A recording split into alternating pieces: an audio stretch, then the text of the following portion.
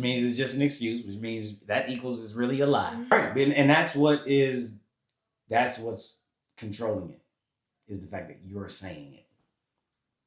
So if you're doing what you don't want to do based on what you're saying, all you got to do is say what you need to hear. You saying what you don't need to hear. That's why what you don't want to happen is what's happening, because you saying it. Get in tune with them mind, emotion, behavior, truth. How you feeling today? Why? Because I don't want to trick my subconscious. Even if I don't want to talk about the fact that what mean. Because that's something that we do all day. So imagine how many lies we've been told ourselves subconsciously all day if we feeling but we saying something else. We saying what we supposed to say. It's these little places that you practice. It's like it's a sport. It's like you could use a coach, and you gotta stop listening to yourself. Stop listening to myself. Yes. You gotta stop listening to yourself. If this was sports, if you was an athlete, and then it's like, okay, you got greatness in you, and you can't tap into the greatness. And then a coaching system, a team is sitting there like, oh, you wouldn't be in the conversation if the greatness wasn't in you, if you wasn't already exercising whatever it is. But when you show up on the team, they don't give a fuck about what you can already do. That's not what's gonna make you great. They don't give a fuck about what worked. All they're gonna say is here go all of the weaknesses. I don't pay attention to my strengths, because paying attention to my strengths don't make me stronger. Where is room for improvement? It ain't gonna get where I want it to go if I don't address the weaknesses or the room for improvement. It don't grow. You can't improve without growth, you know?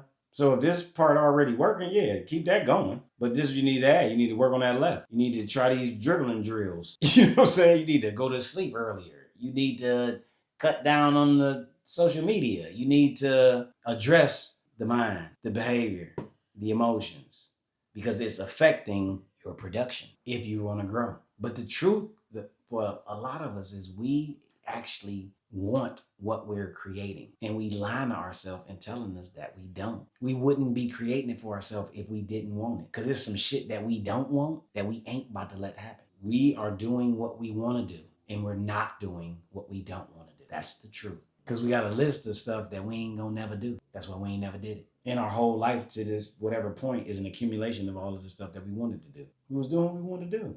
I wanted to do that. Anybody make me do it? I blame some motherfuckers for it. But they ain't forced me to do it, you know what I'm saying? And it don't always probably seem like it's all connected. I ain't know developing myself was gonna develop the work. No, if you see the same thing, it's like you looking from the same perspective. And if you kind of see it a little different, you can figure out how much. You can look at that as growth. And see, like I said, you keep trying to figure it out here because it make it easier for you not to have to figure it out if your mind is supposed to figure it out. No, because you're not your mind. You're not your mind. Your mind is like a machine that is conditioned and can be programmed and can be turned off and turned on and manipulated. So what are you? The observer of your mind. You are the observer of your thoughts. You're not your thoughts. You're observing it. You're observing what your mind is doing. You're observing yourself overthink. The mind is like a fucking television inside of your brain, playing movies and images and trying to protect you. It's your mental survival mechanism. It's getting signals, and the signals are connecting to thoughts, feelings, ideas, emotions, and your perception of those thoughts, feelings, ideas, and perceptions is causing you to move or stay. I listen to what my mind do. Like, oh wow, I went a lot of places. I went here. I don't believe none of that.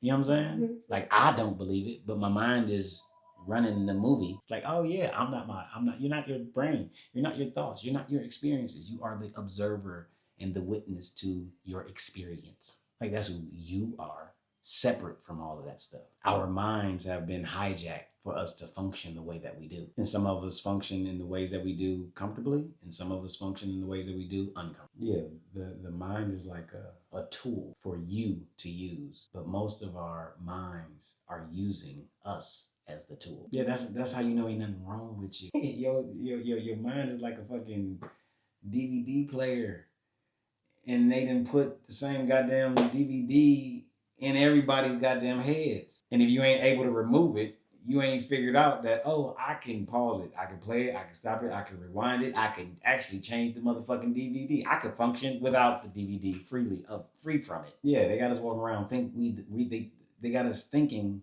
that that's what the fuck they doing. They got us thinking that we are the movie that's playing. No, we're observing the movie that's playing, and it's causing us to behave in certain ways, and those ways are beneficial to our civilization. Yeah, you're not your brain. Yeah, that's why you always hear me say stuff like, is that you or is that somebody else? Because then we plant ideas into the brain and the mind, and then they start to play. Every time you become present, you deactivate the autopilot of your brain. That's why they say wake up and smell the roses, because to smell, activate a sense, automatically the brain stops flashing. It gets quiet when you're present. And when you activate senses, feel the texture of your own fingerprint instantly turns your brain off. That's why we're so addicted to all of the sensory things. Because when we're watching a movie and our eyes are stimulated, our brain ain't going. When we eating all of the shit we eat, sweet, whatever the case is, smoke, drink, all of it is stimulating the fuck out of our senses. And the longer you can go into these present moments, the more clear the function of your brain becomes. Because I can go to a place where it's taking me a week to do something, and it's causing for me to be completely present. I could smell the ink. I could smell the heat.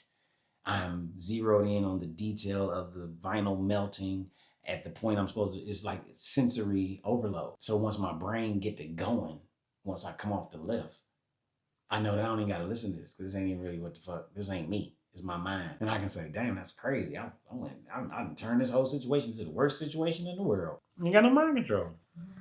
You don't know how to make it stop. And you don't always seem to know how to decipher what to believe, because you'll say two things. The truth for me usually comes with a little discomfort. The truth is uncomfortable for everybody. Well, it's uncomfortable. It just depends. It's situational, but just generally speaking, the truth. I mean, I can give any example.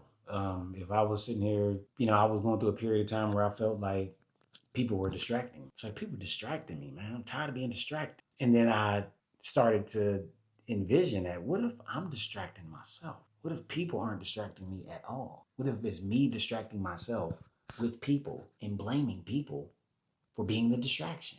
It was a little uncomfortable to think that I was responsible for the thing that I was blaming. But once I start being able to see it from the perspective that I'm actually responsible for every fucking thing that I'm experiencing based on my perception of it, I was able to solve the problem. But that truth in that specific situation had a little butterfly in my stomach. Like, oh shit, what if it ain't people?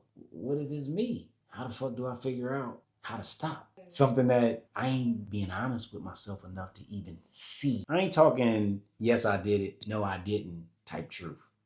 I'm talking the real truth. I'm talking about the secret that we can't find because we didn't hid it underneath all of our lies, justifications, and excuses. I'm talking about that truth. Not that thing that we rehearse, that thing that if there was no consequence, we would say it. You're trying to figure out the hardest thing it is to figure out in life. So you should just know that it's yourself.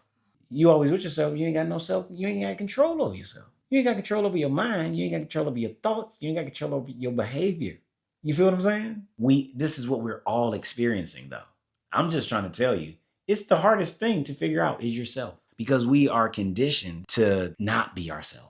So everything that you experiencing is reinforcing your inability to figure yourself out. We shouldn't know who we are, and we shouldn't know what to do, and we shouldn't know how to solve the problems just on our own. No, not at all. Because we're being trained and taught to do something else. If I'm being taught to function like everybody else, and I look up and I'm functioning like everybody else, that's understandable. But once I become aware that functioning like everybody else doesn't work for me, it's on me to become accountable to create the change and shift and all that. Yeah, we are manufactured human beings, thinking and functioning and operating like each other, like we coming off of an assembly line. So the fact that I can have 12 conversations about getting unstuck or somebody being stuck in a couple days, or me developing an obsession to try to figure out how not to get stuck for more than half my life makes a lot of sense to me. Just accept this is just it's the hardest thing to figure out. And once you know you're doing the hardest thing you could do, you don't stop when it feels hard. You accept it now because it's supposed to be hard. It's like forces working against you figuring it out. Some of those forces you're responsible for. Some of these forces are put on you. I was trying to figure out how to express myself through the fucking word. I'd already created the routine of making the shit, but I'm like, this shit don't even say nothing. It don't even speak to me. How do I say something? Okay, well, what develops my concepts? How do I do that? I just was making, I didn't even know